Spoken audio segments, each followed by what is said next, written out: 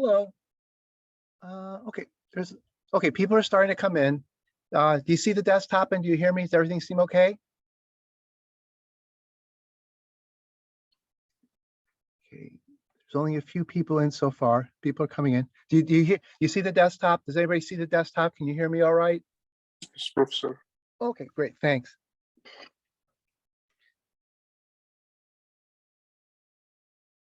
Okay. I'll wait a second while everybody comes in. What we're going to do today is I didn't have a chance to put up any code on the website. I'll put code up after class. We're going to do some more examples of graphics and GUIs. Let me download these are what we were working with last week. Start with those, and then we're going to do we're going to emphasize graphics today instead of GUIs. Last week we did a bunch of stuff with GUIs, adding components to containers and talking a little bit about event handling, but not that much. Today we want to switch to talking about GUI graphics, and then we'll start talking about more about event handling. Okay, so let me unzip this.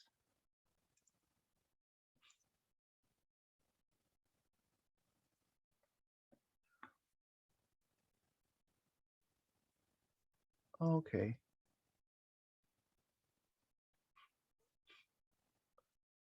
Wait, first, let me ask, does anybody have any questions about anything we did last week? Anybody go back over any of it and look at anything? Is there any questions anybody had about the graphics and GUI stuff we've done so far?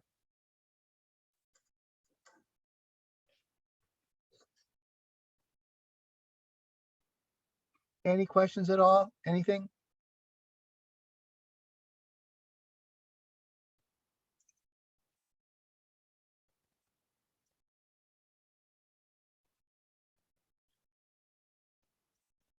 Okay, so instead of doing these examples here, I'm going to switch to a different folder. Actually, we did these examples last week.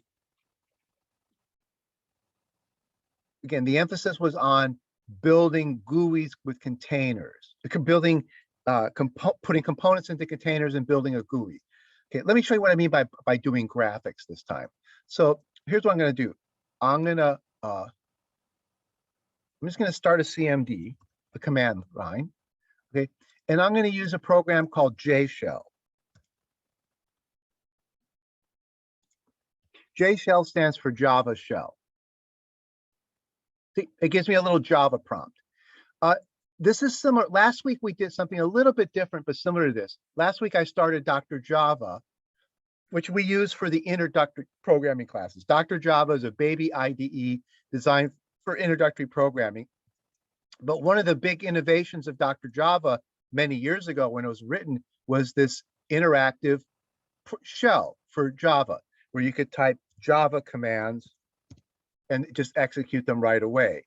Okay, so remember what we did the other day was we did this import java.awt.star and import java.x.swing.star. That's all the code that's it, all the imports we need to do graphics. Then we created a window. We said jframe, oops, dot jframe f equals new jframe with the title testing. Okay, that created a jframe, but I don't see it yet. But if I send the set visible message to it, there it is on my desktop. Okay, so we're running Java code interactively. Okay, so this was built into Dr. Java. Actually, what's interesting is this was built into Dr. Java like 20 years ago, when this was the only interactive version of Java that was even around. Now Java comes with its own interactive version. This JShell program here, I'm going to close this one over here. I'm going to close this. I'm going to close Dr. Java. We're going to switch. Here's Java now comes with a shell. We call it a shell. Now, this is like Python always had a shell. And JavaScript, for example, if I go over here to my browser and I type the F12 key and I click on console, here's my JavaScript shell. lots of programming languages have shells. Okay. So yeah, a shell is where you can just type code, that gets executed right away. Like over here, I'm typing JavaScript code. If I bring up a Python shell, I type Python code. Okay. Over here, I can type Java code, but this comes now with Java. If you downloaded Java, like this case, this case is Java 11. See, I'm using Java 11. Okay, so this comes with Java 11. So for example, what I can do now is I can do my import statements, java.awt.star and import javax.swing.star. Okay, then I can create a frame just like I did in Dr. Java. Okay. Oh, Dr. Java is stuck in Java 8. The one disadvantage of Dr. Java is the people who maintain it have not moved it past Java 8 for some reason. This J shell, well, I'm running Java 11, but if you want, you could download Java 16 or 17 and have a J shell in the absolute most recent version of Java. I think Java 11 was the first version of Java to have this J shell. It's pretty recent. It's a pretty recent addition to the Java language. Okay, so now I can say jframe.f equals new jframe.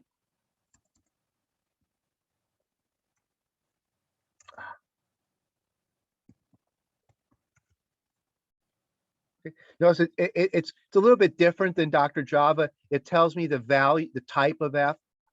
F is a Java Swing JFrame, and then it kind of two strings. It tells me a little bit what's inside that object. So when I create an object, I get an output that says a little bit about that object. Now I can make that thing visible.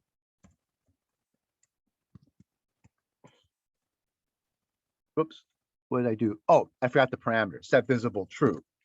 Okay, notice how you get error messages. Okay, error, so there's no, essentially I'm missing the parameter to set visible. Okay, so you can see you get syntax errors and runtime errors from the shell, just like you would from a compiler. Okay, and there's the window. Okay, now I want to start drawing on this window. Okay, I don't want to add components to it. I want to just draw things on it. So the Java graphics library has the ability to draw things like rectangles, circles, lines, squares. It lets you draw shapes.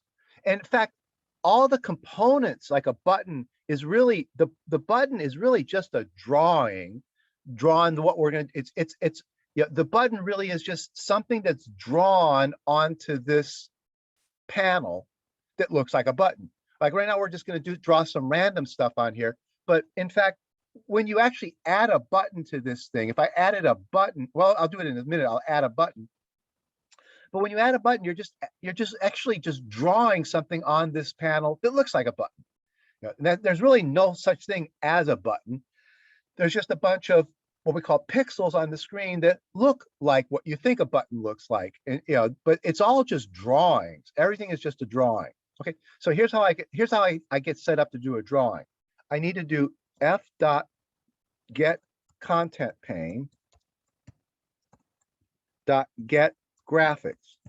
Okay, I'm going to ask this window to give me what's called its graphics context.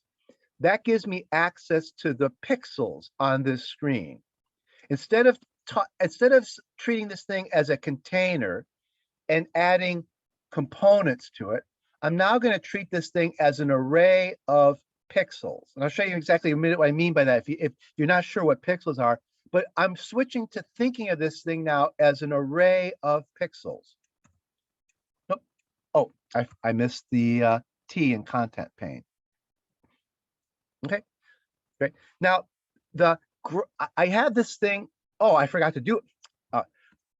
I got the graphics content pane, but I didn't store it in anything. I need a reference to the graphics. So I'm going to create a graphics context that I call G, and it's pointing at the graphics context of this window.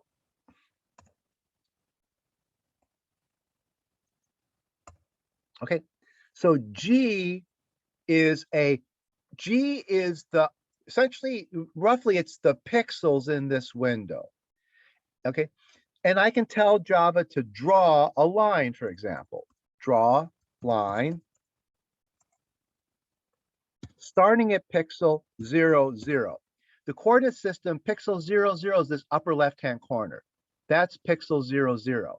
I'm going to draw a line from pixel 0, 0 to say pixel 300, 300. Okay, there's my line. Okay, I just drew a line. Okay, it was the default color is black. Now I'm going to tell the graphics contest to set its color to a different color. So I'm going to set it to the color red. Okay. The color class is a class in the AWT package. When I imported java.awt, I imported things like the frame, the graphics object, the JFrame class, the graphics class, the color class. They're all imported by doing these two import statements here. So now I made the color red. So I'm going to take that line, I'm going to move it over 10 pixels. I'm going to move it over 10 units. Okay, so I moved it. This is X coordinate of the starting of the line, Y coordinate of the starting of the line. 0, 0 is up there, X goes to the right, Y goes down. Okay. And then over here, I'm going to say 310. So I'm moving the endpoint 3 units to the right. Okay. So I drew a line parallel to the first one that's 10 pixels over. I moved it 10 pixels to the right, but started at the top, and I ended 10 pixels to the right of where the other one ended. Okay, so I drew. So now listen, what I'm doing is I'm painting pixels. Now let me show you what I mean by painting pixels. I'm going to run a program. I have it on my computer here. It's an older program. It's got some problems, but I don't know of a modern version of something that does this for me. What this program does is it magnifies the screen and lets me see a really magnified version of the screen. Okay. So as I move the mouse around, what it is it's showing me what's under the mouse magnified. Except the trouble is it's not showing me what's under the mouse. It's a little bit off. So for example, see, I'm pointing at the letter, I'm pointing at this word here. That's not what I see on the left. See if I can find it. Okay. There. See how that's that? Right now, my mouse is not, what I'm seeing on the left is not where my mouse is pointing. Okay, this is because this program is kind of old and it doesn't work right anymore. Let me show you what's going on here. Oh, first of all, what I'm seeing is what's the pixels that are drawn on the screen. But let me fix this a minute. There's a whole bunch of things going on in modern computers that are a real mess. And one of the things that's going on right now, if you look up display settings, this computer magnifies everything by 125%. If I set that magnification to nothing, so I set it to 100%, now my little program works fine. Now, when I point at something, see my mouse is pointing at those pair of parentheses and you see them magnified. I point at the letter F. See, now my mouse pointer is perfectly accurate. Okay, my mouse pointer is 100% accurate now because this program doesn't understand magnification.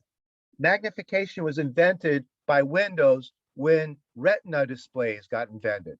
When Retina displays got invented, it caused all kinds of problems for operating systems like Windows and Mac, and they solved that problem by just arbitrarily magnifying the screen. But a lot of older programs don't understand this magnification and they get messed up. I wish I had a modern version of this program that understood magnification, but I can't find one. If anybody knows one, let me know. But this program is really nice. It's like you can control the amount of zoom. Like here's the max, here's the minimum amount of zoom. Whoops.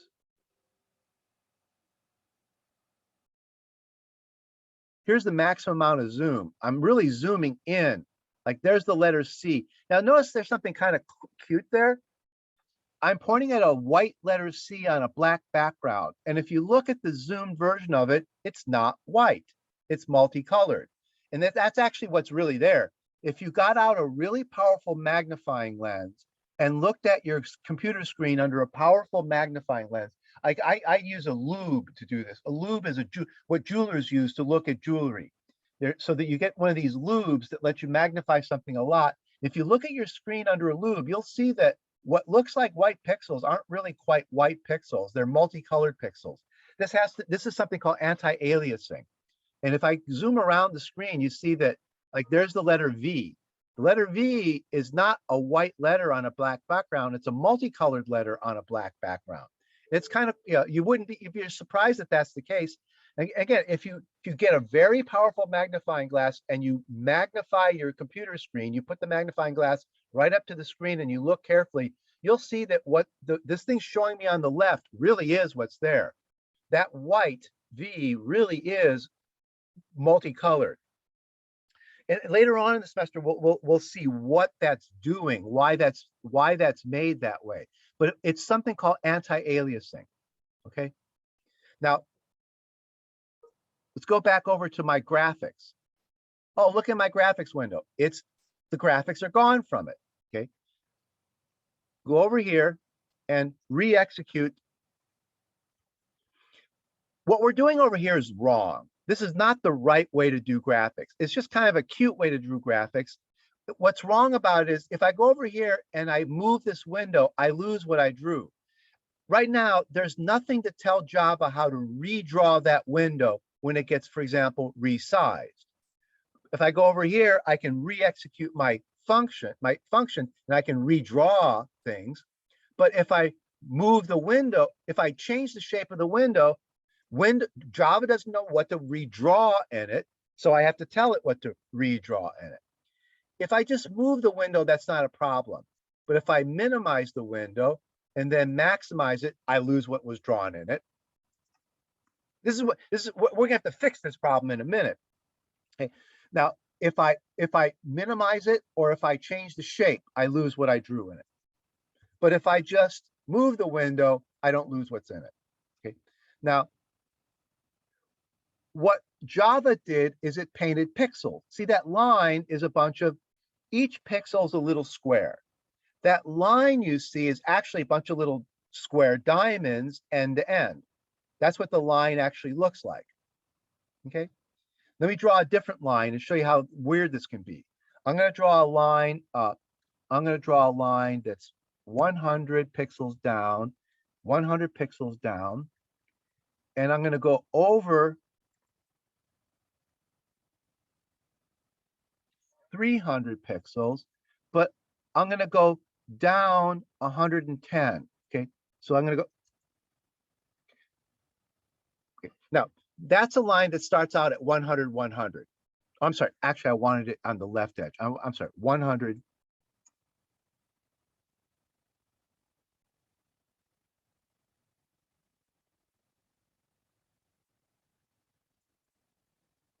I want to start on the left edge and go 100 pixels down.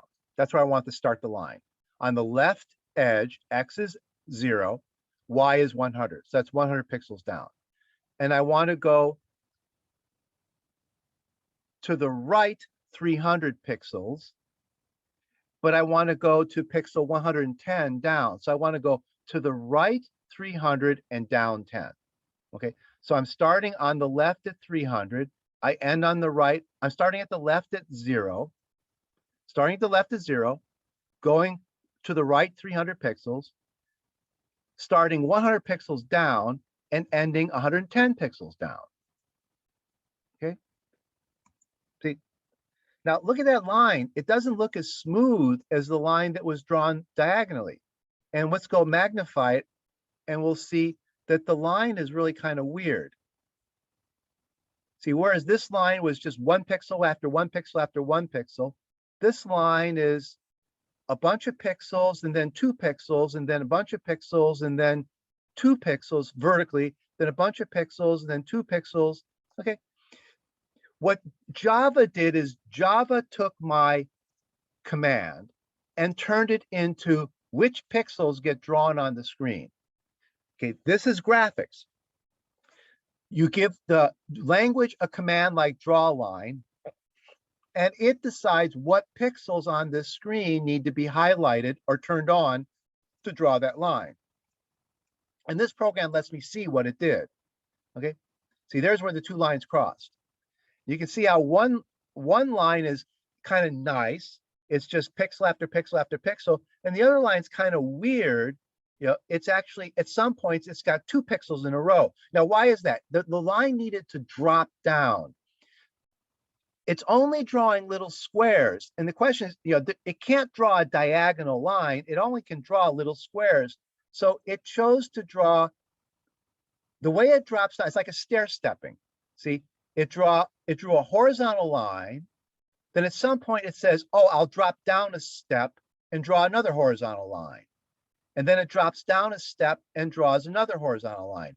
The quirky thing is it lets the lines overlap a little bit. Ooh, it's kind of jumping around on me. Oh, let me magnify this a little bit less. It won't jump around so much.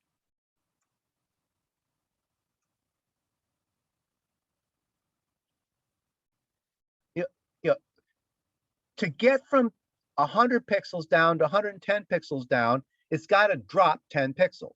If you check, there's 10 drops on this line as I move across from left to right. There's going to be 10 places. Actually, you can see that 1, 2, 3, 4, 5, 6, 7, 8, 9, 10. You can actually, on the left, you can actually count them.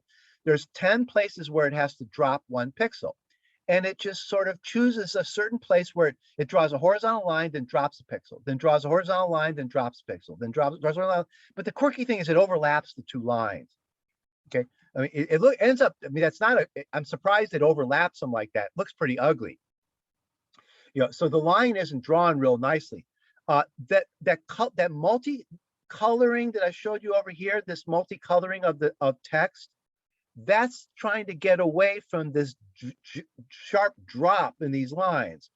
If I turn on anti-aliasing in this line will end up looking a lot smoother. We'll do that in a little while. We'll turn on anti-aliasing and see this line will get drawn a different way.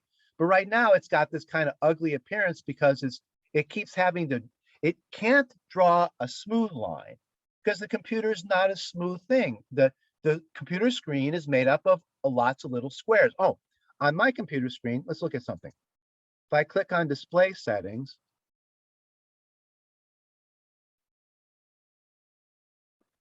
my computer is 1,920 pixels across and 1,080 pixels down. So my computer is, you know, about 2,000 little squares across and about 1,000 little squares down. But my computer screen is made up of little squares. You can't draw anything smaller than one of those little squares. So when you draw lines on the screen, if you draw horizontal and vertical lines, it's not so bad. But when you try to start drawing curves or diagonal lines, things start getting messy. And you know, you see Java has a little bit of a hard time drawing a diagonal line. I mean, if the diagonal line is 45 degrees, then it's easy. You just go down 1 pixel, over 1 pixel. Down, you know, it's going down 1 pixel, over 1 pixel, down 1 pixel, over 1 pixel, because the slope is 1. Here, the slope is 1 over 300. You know, it's a very shallow slope.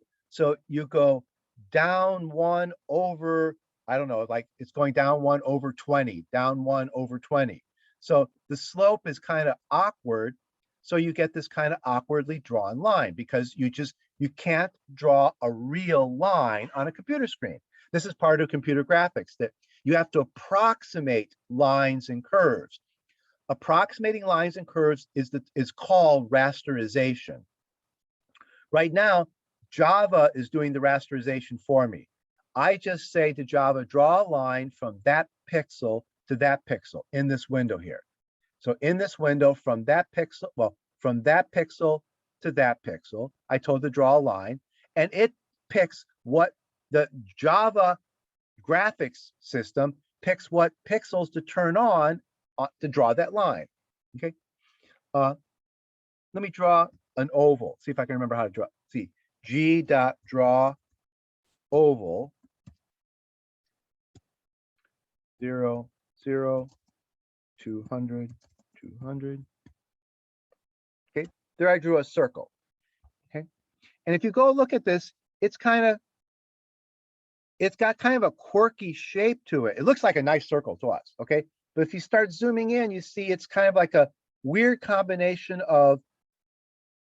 See, look at the top. See how at the top there's a lot more pixels horizontally, Then as you go over, there's fewer horizontal pixels until you get down to over here, where now there's only one pixel horizontal and a bunch of pixels vertical. That's rasterization. There's an algorithm, a graphics algorithm, that says how to draw a circle, how to decide what pixels to turn on and turn off to draw a circle. Okay, we're seeing how Java now from our point of view, when we look at it from this way, it looks pretty much like a circle. It's only when we zoom in on it that we can see how kind of oddly shaped it is. Let me zoom out a little bit less.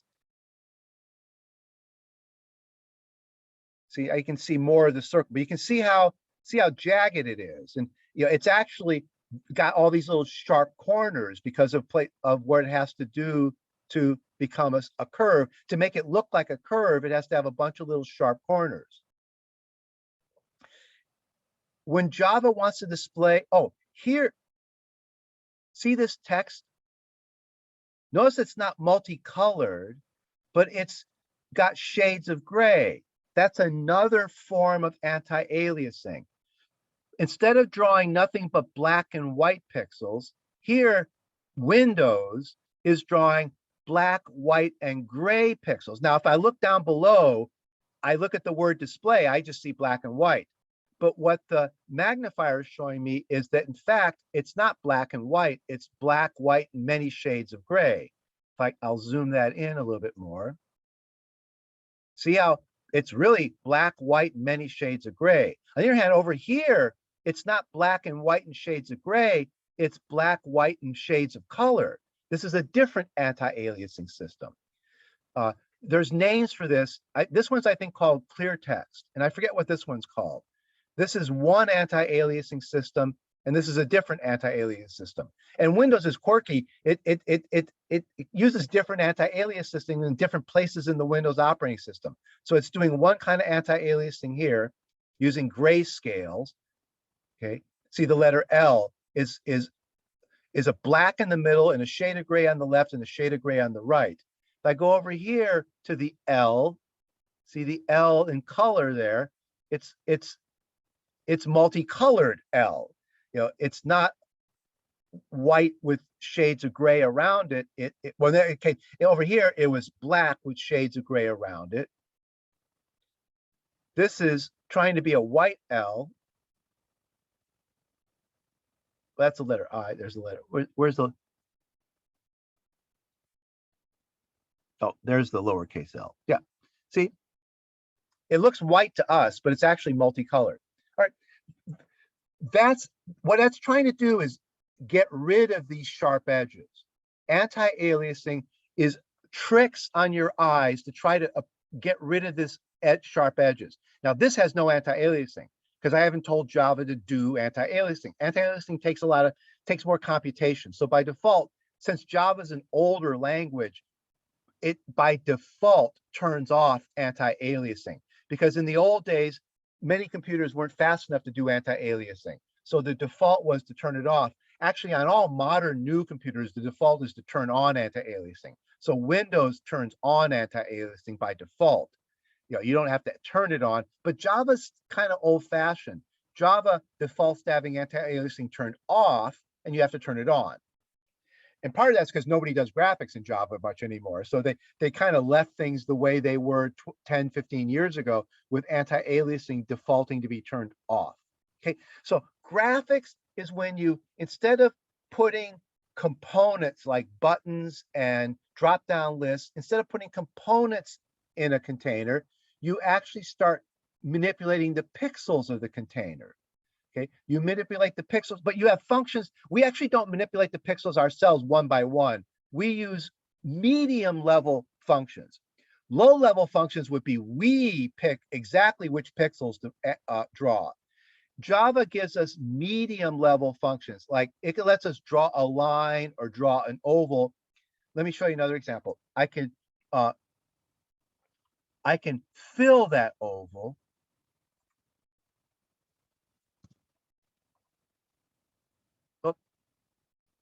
Oh, I misspelled it.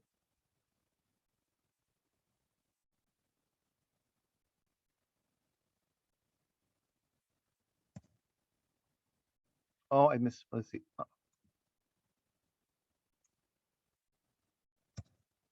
There. See, now I draw the filled in oval. You can go over here and see that the edge is still very jagged. It's the same edge as before.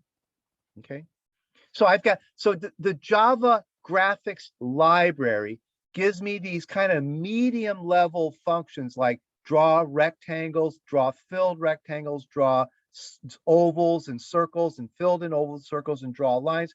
And that's what a button, like when you draw a button, when you add a button to something, the button itself draws itself by drawing squares and lines and rectangles and doing things to make itself look like a button. I can also g.draw text. I can put text into that window. Now this is a graphics window over here. It's not a text area, but I can draw text as, so I'm going to draw hello as a string, and I say where to put it. I'll put it at, say, 50, 50. Oh, what did I do wrong? Oh, I think I may have the order of these mixed up. Maybe the coordinates go first.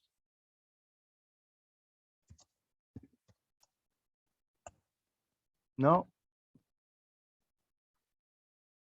Okay, I gave myself a little cheat sheet here. Let me look at my little cheat sheet.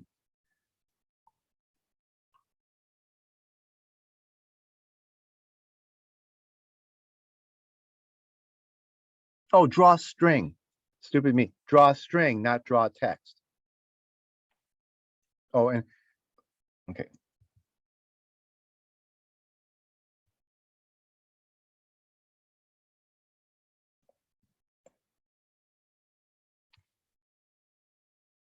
And now I think I have to put the coordinates back where I had them.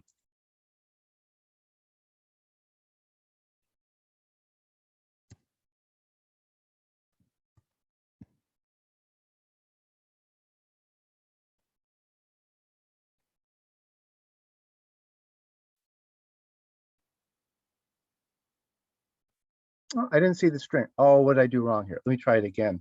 Let me.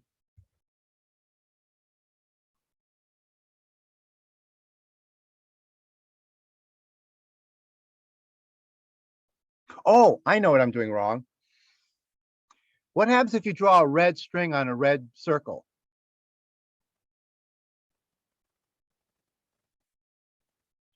See, that string was drawn on red at coordinate 50, 50, which is inside this circle. So I drew red text in a red circle. I'm not going to see anything.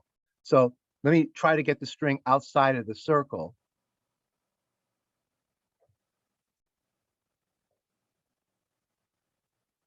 I'm not sure where outside the circle is going to be. There it is. Okay. There's the hello. And I can change the size of the text with a little bit of work. That actually drew text. But that's actually when you're in an editor. In fact, what's happening in an editor is the editor draws the text for you. It essentially does something like this at a very low level. It's drawing strings on a graphics window. In fact, everything a computer does is drawing graphics in pixels on a window. Okay, and here, if I can move that hello. Let's see. I'll move it over a little bit. Let's see.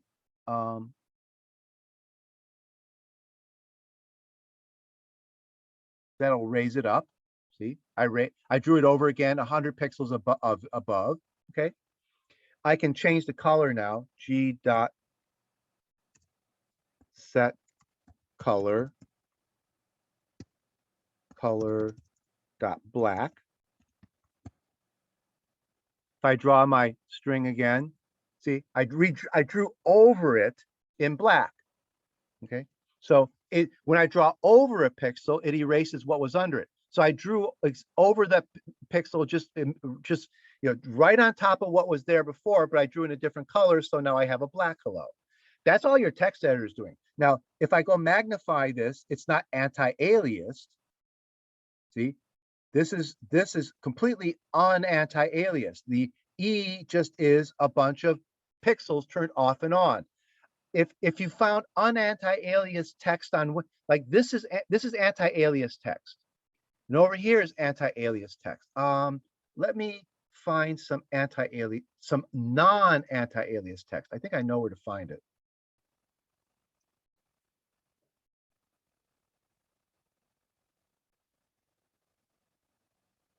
That's anti-alias.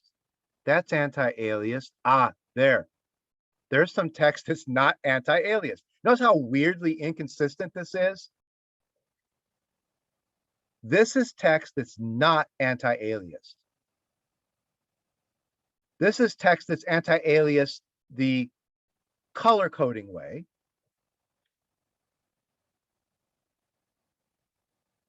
And then if I go around enough, I can find text that's anti-alias the grayscale way. So there's three kinds of text on the screen. This is graphics.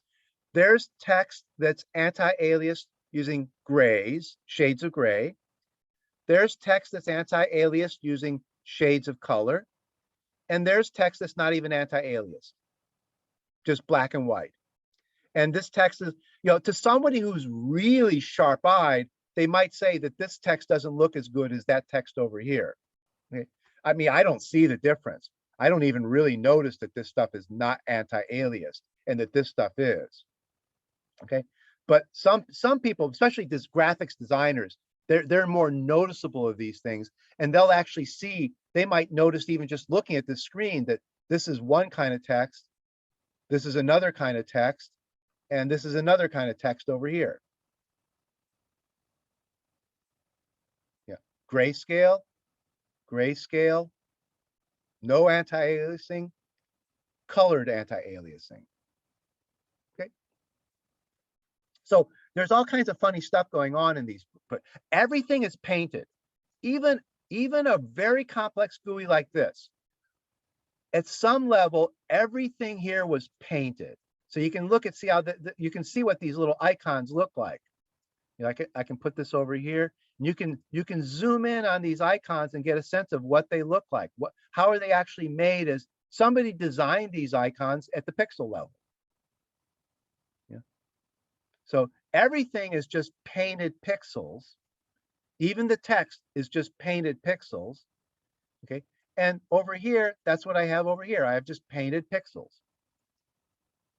Now remember, what I have over here is flaky, because if I just do that, it all disappears. Because I've not told Java how to redraw that window. I was doing the commands directly myself over here. I never said to Java, here's what you should do when that window changes size and needs to be redrawn. Okay, so let's switch gears a little bit and let's look at how you kind of do that. How do you tell Java that you have a thing that has a certain appearance and that when this thing changes, here's how you want to redraw it? Okay, so let me go to a different program now. Okay, what I'm going to do now is I'm going to go back to my Magnify Display. Everything looks a lot better now because so you notice that this is 125% is recommended. Windows was designed right now to be magnified 125%. So a little bit of magnification. It depends on the laptop screen you have. Depending on what kind of laptop screen you have, you might see different levels of magnification here. Notice that you could see no magnification, 150, 175. In my case, the recommended one setting is 175, and it makes things look pretty good.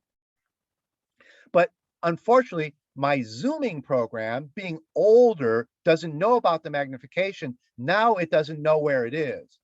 Now, when I pointed at something, the program doesn't know where it misunderstands where things are on the desktop. So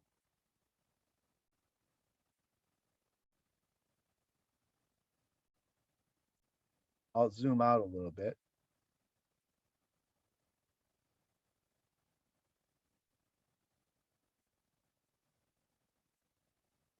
Okay. See, it's off by a little bit.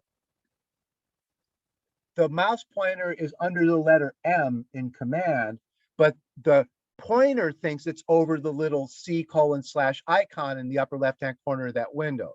So the magnification program is it's being misinformed by the Windows operating system. There's this magnification idea did not exist 10 years ago, or even maybe less than that, even just a few years ago. And programs that were written before magnification existed get goofed up. And as far as I know, this program hasn't been rewritten by the person who wrote it. And I have not found a program that's as nice as this one for doing magnification. I've got some other magnification programs, but they're not as nice as this one. Like, let me try another one.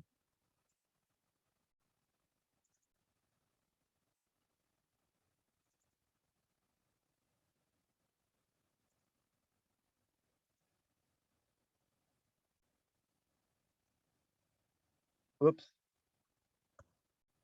Okay, that one doesn't work right. Did the screen go blank on you?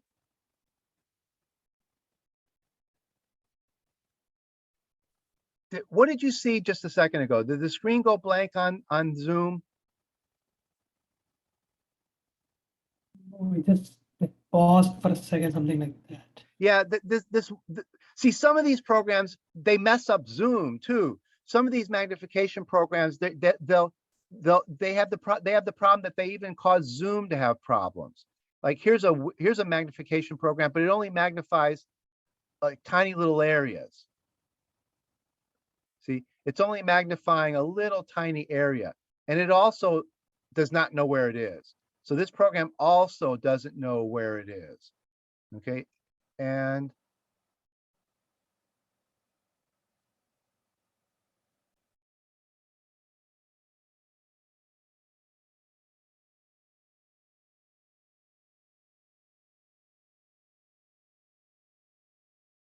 this one also doesn't know. This one only magnifies a little area at a time, and it also doesn't seem to know where it is correctly either. And I haven't found a more recent zooming tool that seems to work really well, and that lets me magnify my computer screen in a really, this Zoom Plus was the best one, and it's kind of old. Well, it's real old, from 2006. Yeah, it's from 2000, and as far as I know, it has not been updated.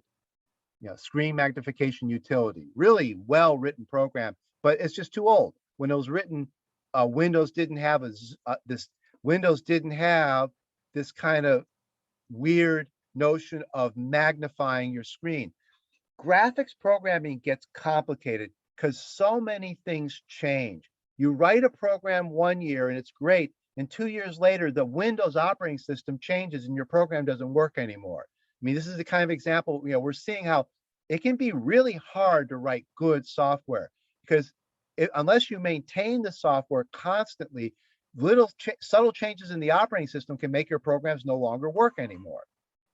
Okay. All right, now let's look at how we get these Java to make our graphics work properly. Okay, all right. So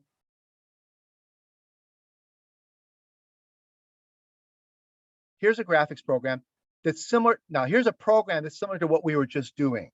It just put in a main method what we were typing into the console. Now this won't work properly. If I run this, what did I do? Oh, I'm running a magnification program. I hit Control-1 and it magnified. I need to quit this magnification program. There, geez. Okay, compile, run this program. Now this program doesn't, see, as soon as I change shape, it does, what's happening here is this program created a frame, just like in the command line, created a frame, gave it a title, made it visible, waits a little while before you draws anything on it, because the program, the window has to actually become, watch this. If I get rid of this wait and I rerun the program, it doesn't draw anything. What's happening is I'm doing things the wrong way. what's happening now is that the drawing happens before the window is actually visible. See, I say set visible, but it takes a little while for the computer to make the window visible. While the Windows operating system is popping up the window, all this stuff gets drawn on a window that doesn't exist. When the window finally shows up, the drawing's not there. So I need to have a little pause. So I sleep the program for 20 milliseconds. Okay. Now watch, if I sleep the program for say 5 milliseconds,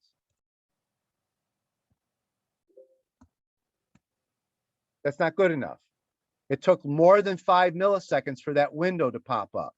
Let's try 15 milliseconds. Remember, this one's borderline. See, it didn't work. Yeah, it might, if you tried it a bunch of times, it might work. 15 milliseconds is borderline. 20 milliseconds seems to be consistently correct. It takes about 20 milliseconds for my computer to draw that window. Okay, so the window needs to pop up before I can do graphics on it. That's a weird quirk of Java. If the window hasn't popped up, you can't do graphics on the window. Now, part of the problem is we're doing it wrong here. Remember, this graphics also disappears as soon as I resize the window. See, it's really not drawn right, but I need to wait a little bit, then I can draw. But see, this code executed, then the main method ended. Okay, the main method ended. Okay, if I run this program, what's happening right now is my code is gone. Right now, there's something called the Gui thread running, and the Gui thread is keeping this window alive. But the Gui thread has no idea what this code ever did. So when the Gui thread says I need to redraw this window, the Gui thread says, but I have no idea how to redraw it, so it draws it blank. The Gui thread has no idea that it should go back to this code, because this code, the main method, was called and exited. The main method was running on one thread, and the main method exited from its thread, and the GUI thread was running, but the GUI thread knows nothing about what this code here did. So when I do anything to resize the window or make it go away, so for example, another thing, if I just make the window, if I minimize it, then maximize it, it's gone. What is interesting though is I can, well, oh, there's an example where I didn't get my graphics. You know, 20 milliseconds seems to be not guaranteed to be enough wait time. Okay, so I didn't get my graphics there. Okay, there I got my graphics. I can move the window around. What's happening here is the Windows operating system is keeping track of what's in that window, not Java. This is actually being done by the Windows operating system. Similarly, if I cover it up and uncover it and cover it up and uncover it, Windows is keeping track of that. Okay, so Windows is keeping track of that for me. Okay, but on the other hand, now that I minimized it, if I bring it back up again, see, my graphics is gone. Because now Windows asks Java to redraw that window. When you minimize it and you pop it back up again, it's Java's responsibility to draw that window, but Java doesn't know that code anymore. Okay. Oh, and there's another problem with this example here.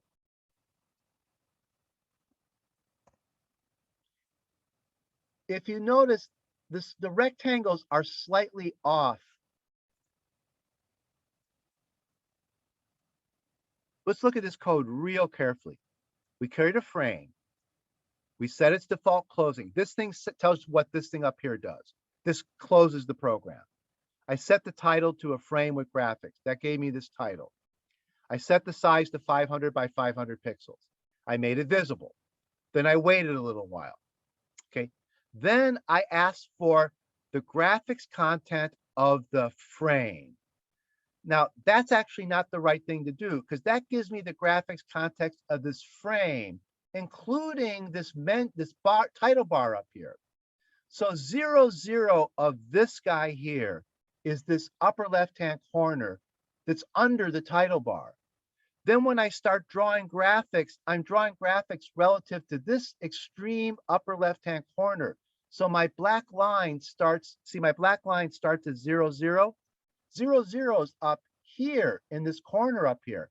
I probably want it to be down here where I think the graphics should be. The graphics should be in this gray area. So I'm getting the wrong graphics context here. I'm getting the graphics context of the J-frame. That's not what I really want. So here's the next version of this program. This is a real subtlety here, this problem here. What I really want is the graphics context of the content pane of the frame. The content pane of the frame is this gray this grayish area that's below the title bar. Okay, if I compile and run this program, see the difference. The black line goes right to that corner there. There's 0, 0. I want the content, I want the graphics content of the graphics context of the content pane. Okay, we have words for everything. This J-frame, its content pane is this area down here. The content pane is this area down here. I want the pixels of the content pane, not the pixels of the whole frame. Okay, this program grabbed the pixels of the This program grabbed the pixels of the frame. This program grabs the pixels of the content pane of the frame. That's the right thing to do. But it's still got the problem that the graphics goes away. The graphics goes away if you resize the window. So if you resize the window, the graphics goes away. So I'm still not doing things quite the right way. Okay, so what's the right way to do things? The right way to do things is to combine a little bit of GUI programming with a little bit of graphics programming. Okay. I need to combine a little bit of GUI programming with a little bit of graphics programming. So I want this next example. What I'm going to do is I'm going to put a Jpanel in the content. Okay, I'm going to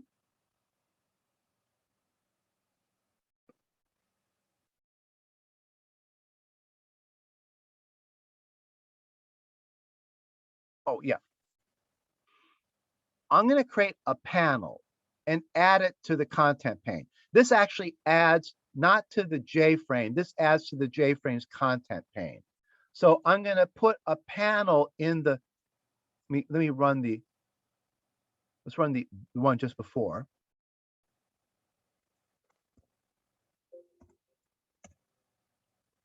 Okay. What I'm going to do is I'm going to put a panel in here. And then I'm going to tell the panel how it should draw itself. And then the program then will look to the panel to know where the code is for drawing itself. So here's how it looks now.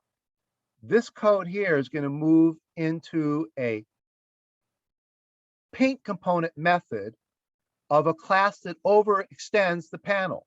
So essentially, I'm creating a panel that knows how to draw itself. The paint component method is how a panel is told to draw itself. Then what I do is to the J-frame, I add this panel. Okay. Now what happens is that every time this went, okay, if I do this example here, it takes a little while to get used to this. Now, see, every time I do this, what happens is Java says to this panel, redraw yourself. It says repaint yourself. So Java knows what to do now. Now let's think about what this program does. The program starts up in main. Main calls all this stuff here. Then main exits. Main's gone. There is none of this code ever gets executed again. But this panel, which is drawn over here, the GUI thread keeps asking the panel to redraw itself every time I do that. You don't know it now. Every time I do any little thing here, this method is being called. Okay. Notice I never called this method. See, we talked about this the other day. This is like event handling. There's these methods now that we don't call. We write them, but somebody else calls them, okay? This is an example of a method that we write, but somebody else calls.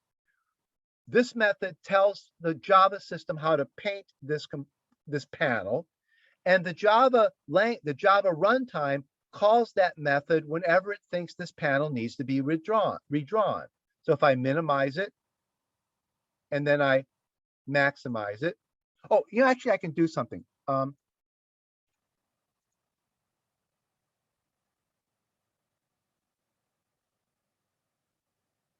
me do something.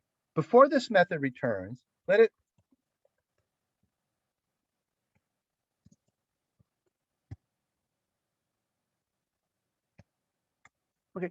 print a dot. This will be a little visual clue that this method got called. Okay. So give ourselves a little visual clue that this method got called. Okay, now run the program. Notice it got called once. That was when this window first got shown. Minimize the window. Maximize it. See the program, oh, it got called twice. It actually got called 2 times. Minimize it. I'm not sure why, but it got called 2 more times. Now let me resize it. See, it got called a bunch of times because as I dragged the mouse and this window changed its size, the paint method kept getting called over and over again. Okay. Actually, I think it would be better if I made this print, not print line. Okay. Oh, actually, you could do here, you could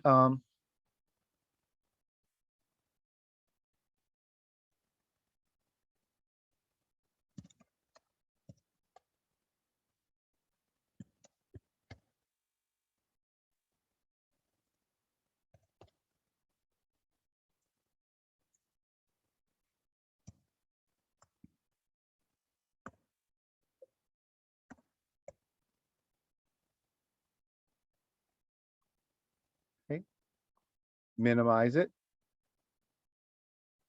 maximize it. See, got called 2 times.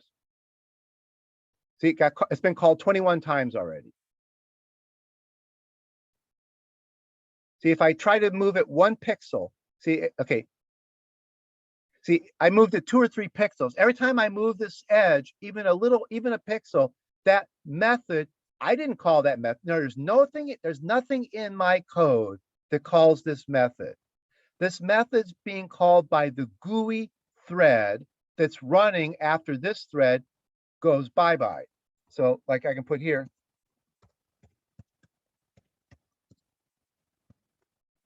this thread goes by. This thread's going to quit.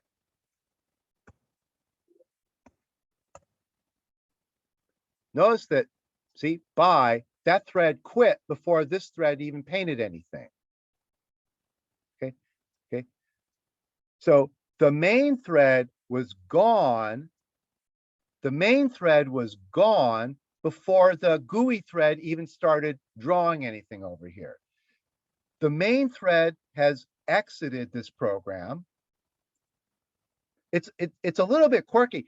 Some of you were in the class on parallel programming. We're talking about threads.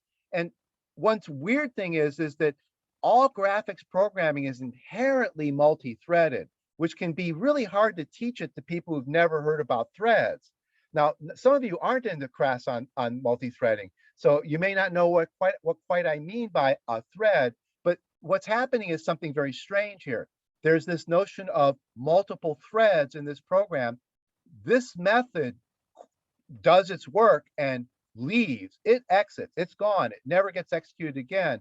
Then the program continues running because there's another thread in the program, what we call the GUI thread.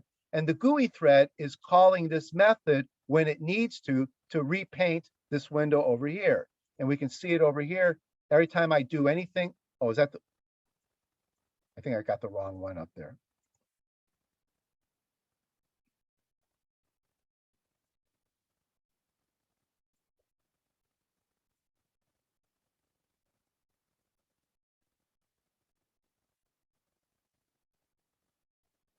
I don't know what this guy is. I've lost track. I've got a kind of a zombie program over here. Let's see. It's probably there. Okay, there's that one.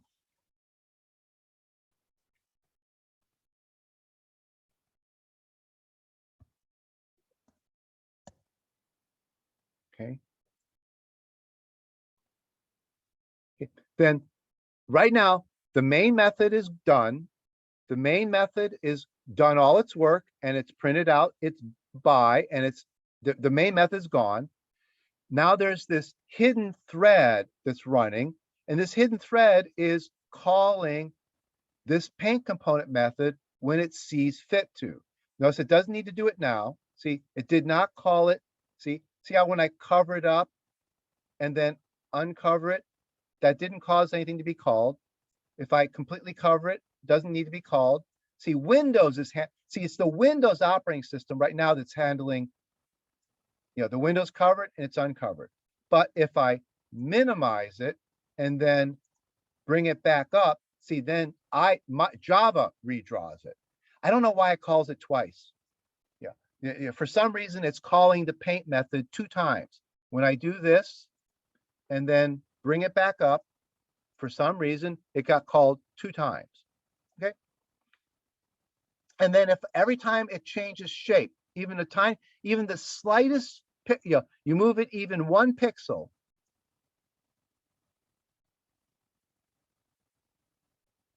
See, every time I try to move it even a tiny pixel, if I try to move it even just 1 pixel, it gets called. Every time this thing changes its shape, it has to be redrawn. Okay. And it doesn't matter if I change the shape in which, okay. So the idea now is that I have this component that has the responsibility of drawing the graphics. The component is a GUI kind of thing. I add that component to the J-frame, but that component acts as, a lot of times people call this a canvas. The component acts as a canvas that you can draw on. So the way the Java system, and this is a fairly common way to design these things. In order for this thing to know how to update itself, you have to give the responsibility of redrawing itself to something. There's got to be some object that knows how to redraw that thing. And then, so in this case, it's a panel that sits inside of the J-frame. It's really hard to get the J-frame to redraw itself. So nobody does it that way. Everybody does it this way: create a panel, put the panel in the J-frame, and then give the panel this paint component method. And then the paint component method is going to be where you do everything to draw. Now, for example, a button has a paint component method. The button's paint component method draws the button. The button is nothing but a bunch of pixels drawn on the screen, and the button class has a paint component method that knows just the right way to draw a button. Same true with a drop-down list or any of these other. We looked at these GUI components. Every one of these GUI components actually just is a panel that knows how to draw itself as a little checkbox, or as a drop-down list, or as a menu, or as a slider. But these are nothing more than panels that use low-level graphics to draw all this stuff and create the concept of a component. Okay, and that's kind of interesting that like in a GUI like this, there's 2 buttons here. Well, each one of those buttons just knows how to draw itself. Each one, the button's just a rectangle with some text on it. The button is a rectangle with some text on it, but there's some nice shading going on to make it look pleasant. But the button knows how to draw itself. Same with like a drop-down list.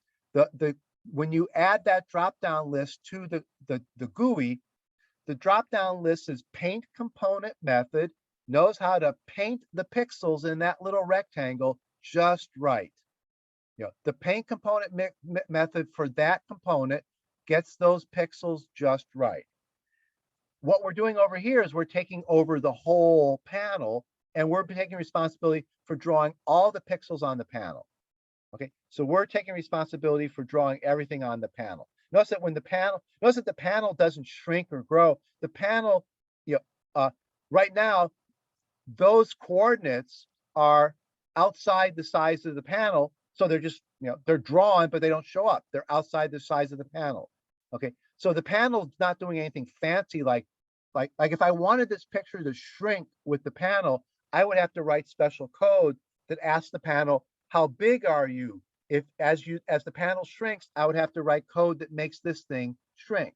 And I'm going to give you homework assignments where you do that kind of thing. That's one of the things I'm still trying to write up the homework assignments, but that's the kind of thing that you're going to show you'll learn how to do, is that as this thing grows and shrinks, the code in this paint component method should ask the panel, how big are you? And then draw what it wants to in the right places as the panel grows and shrinks.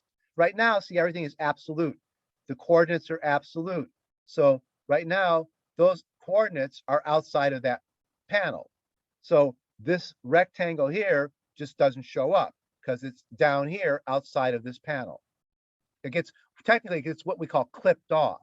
This is clipped off of the drawing because it's happening outside of this window. And now, see, part of that rectangle is being clipped off because part of the rectangle is outside of this window and part of the rectangle is inside of the window. Okay? The Java GUI system does that clipping for us. Okay? Now, if we wanted to, we could write our code more cleverly here to scale this picture down. As this window shrinks, we could scale our picture down so that the picture shrunk with the window or grew with the window. But right now, it just gets clipped off. When the window changes shape, our graphics are absolute coordinates, so they're outside the window, they just get dropped off. Okay. So this is the way you make okay, now in this is the way you make graphics permanent. You extend the Jpanel class. You can call this anything you want. You extend the Jpanel class.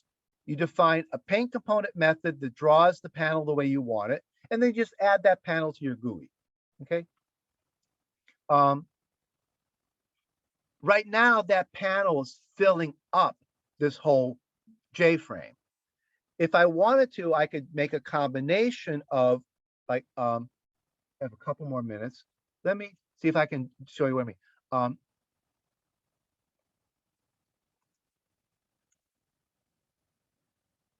Let me try to add more than one thing to that panel, to that J-frame.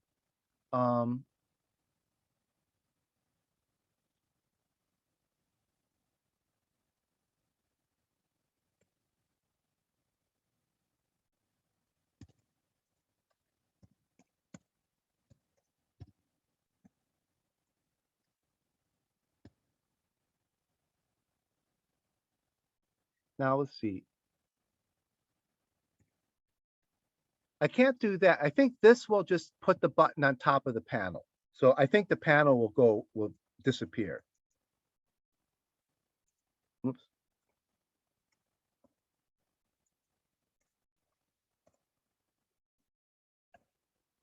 Okay, see the button's on top of the panel.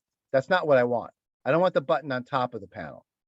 Okay, so I want the button and the panel to live together in the. Okay, so let me write this code a little bit more carefully. I'm trying to remember now how to add both of them side by side.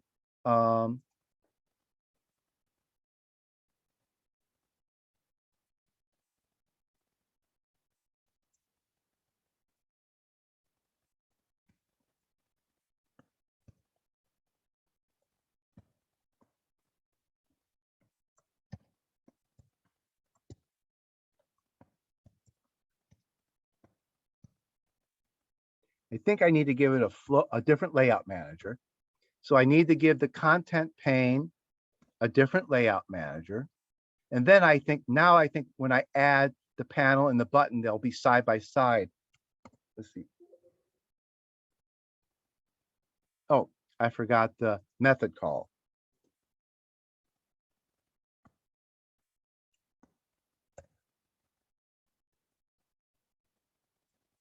No, that didn't work. I didn't. Okay, there's the button.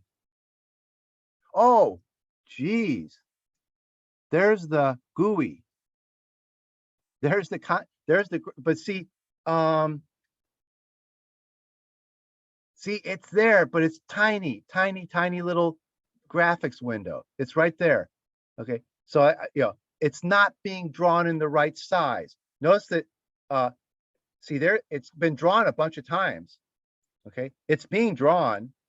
See, every time I move this, my tiny little graphics window's over here. Like, how do I get that graphics window to be the right size? I have to tell Java what its default size is. Right now, Java doesn't know how big this panel should be, so it makes it real tiny. There's a, let's see, I'm trying to remember now the method for,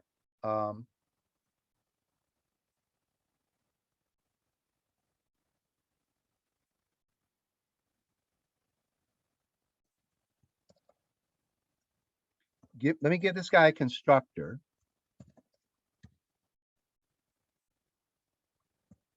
I think I say set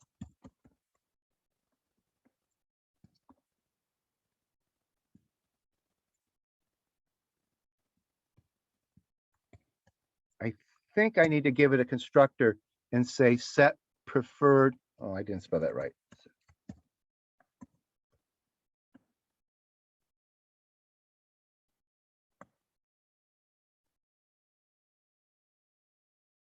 I don't think, let's see. I can remember, let's see.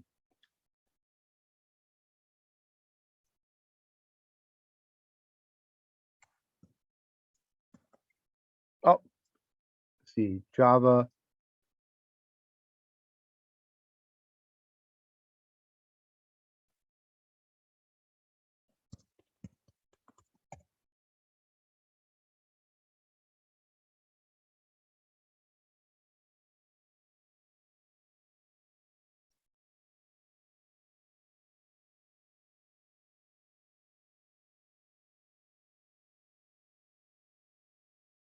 There, okay.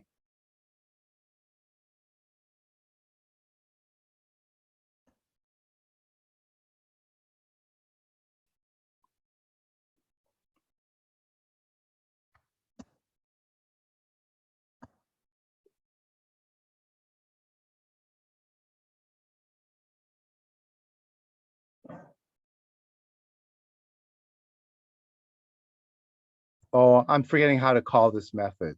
I'm not calling it right. I thought I thought you just called set preferred size directly. Oh, I have to give it, oh, I'm giving it the,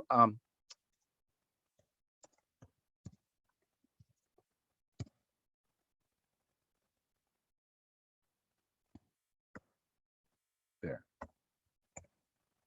there, okay.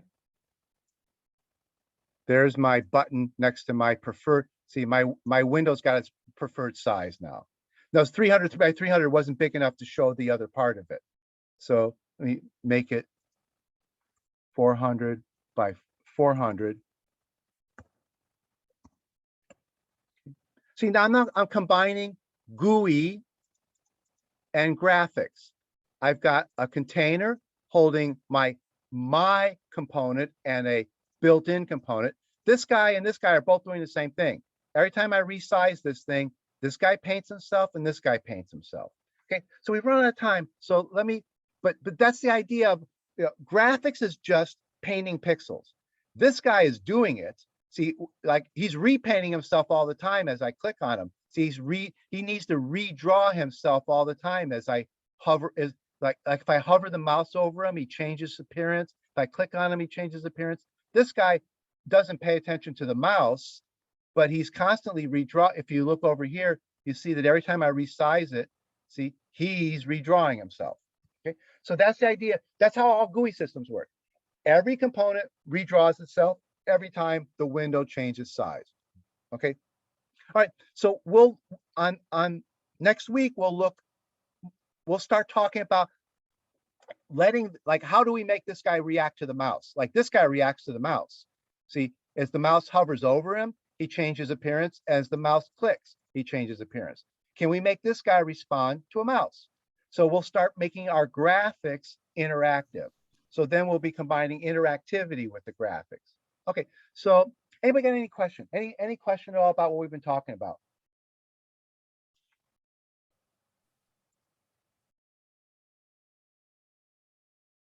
Oh, somebody asked a question. Does every Professor, component what's have the its own thread? No. Oh, that's a good question. No, there's only one thread for all the components. Yeah, I just saw that question in the chat. That's a real good question.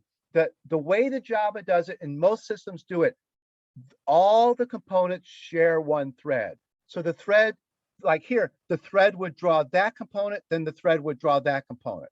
And if there were other components, the thread would draw them one after the other. So there are not multiple threads for each. Yeah, it's one thread, one GUI thread draws all the components. That's a real good point. That's a real good question. Any other questions?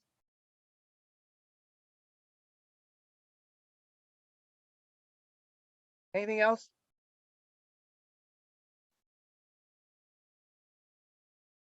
Okay, okay. I'll stop the sharing. Have a nice weekend. Bye-bye. You too, Professor.